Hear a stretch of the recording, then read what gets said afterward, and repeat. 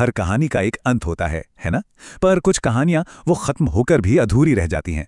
तो चलिए आज एक ऐसे ही अधूरे खेल की परतों को खोलते हैं जिसका नाम है धोखे की परछाइयां। और ये सब बस इसी एक सिंगल लाइन से शुरू हुआ। एक रहस्यमयी आवाज, एक ऐसी धमकी जो साफ साफ बता रही थी कि जो खत्म हो चुका लगता है वो असल में बस शुरू हुआ है। कहानी की शुरुआत में तो हमें लगता है कि चलो सब ठीक हो गया, विलेन नेहा सलाहों के पीछे है और हमारा हीरो रोहित सोचता है कि अब वो सुरक्षित है। लेकिन उसका ये सुकून ज्यादा देर टिकने वाला नहीं था। असली खौफ की शुरुआत हुई कुछ अननोन कॉल्स के साथ। अब सोचिए, खतरा सिर्फ आवाज तक नहीं रहा, अब वो विजुअल हो गया है। बात सिर्फ कॉल्स की नहीं रही, अब एक वीडियो आता है सीधा रोहित के फोन पर, और ये वीडियो उसे ठीक उसी जगह वापस ले जाता है जहां से ये सब शुरू हुआ था। ये एक सीधा मैसेज था। और फिर वो पल आता है जो सब कुछ बदल देता है।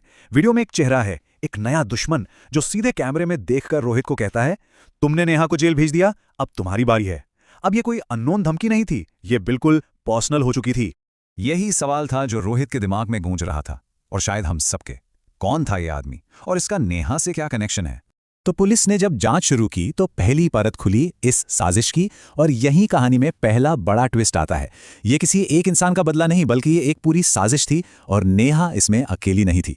और ये मास्टरमाइंड कोई और नहीं बल्कि नेहा का अपना भाई। और मजे की बात तो ये है कि वो ये सब एक जेल के अंदर से कर रहा था। जरा सोचिए, एक ऐसा दुश्मन जो कैद में है पर बाहर की दुनिया में अपने खेल को पूरी तरह से कंट्रोल कर रहा है। जब पुलिस ने उससे पूछताछ की ना, तो उसने कुछ नहीं बताया, बस एक चिलिंग वार्निंग दी जो रोहित के लिए खतरे की घंटी थी कि ये खेल जितना दिख रहा है उससे कहीं ज्यादा गहरा है। यहां तक तो लगता है कि दुश्मन चलो बाहर है, जेल में है, लेकिन कहानी में एक और झटका आना बाकी था। किसी भी अच्छी थ्रिलर की तरह असली खतरा, असली धोखा तो रोहित के बहुत ही करीब था। इतना करीब कि उसे शक भी नहीं हो सकता था। तो पुलिस उस गद्दार तक पहुंची कैसे? प्रोसेस बड़ा सीधा था। सबसे पहले शक हुआ रोहित के सबसे करीबी दोस्त अमन पर। फिर कॉल रिकॉर्ड्स की जांच ने उस शक को सबूत में बदल दिया, और आखिर में वो खुलासा हुआ जिसने रोहित की दुनिया ही हिलाकर रख दी। अमन ही वो मुखबिर था। अब सोचिए जरा उस पल के बारे में जब रोहित के सामने ये सच आया। दिल तो टूट ही गया होगा। जिस पर सबसे ज्यादा भरोसा था वही पीठ में छुरा घोंप रहा था।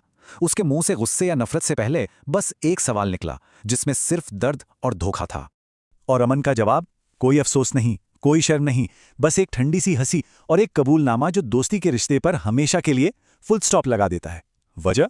पैसा और बदला। तो अब गद्दार भी पकड़ा गया, मास्टरमाइंड भी जेल में है। कहानी खत्म? बिल्कुल नहीं। अमन के पास एक आखिरी दांव बाकी था, एक ऐसा राज जो इस पूरे खेल को फिर से बदल कर रख देगा। उसे जब ले जाया जा रहा था तब जाते जाते उसने वो बात कही जिसने गेम को फिर से पलट दिया। मैं सिर्फ एक प्यादा हूं, असली गेम तो अभी शुरू होगा। और बस इसी एक लाइन के साथ पूरी कहानी का मतलब ही बदल गया। ये अब सिर्फ एक पर्सनल दुश्मनी या बदले की कहानी नहीं रही। नेहा, उसका भाई अमन, ये सब तो छोटे मोटे खिलाड़ी थे इस खेल के प्यादे। असली कहानी तो एक बहुत बड़े नेटवर्क की है।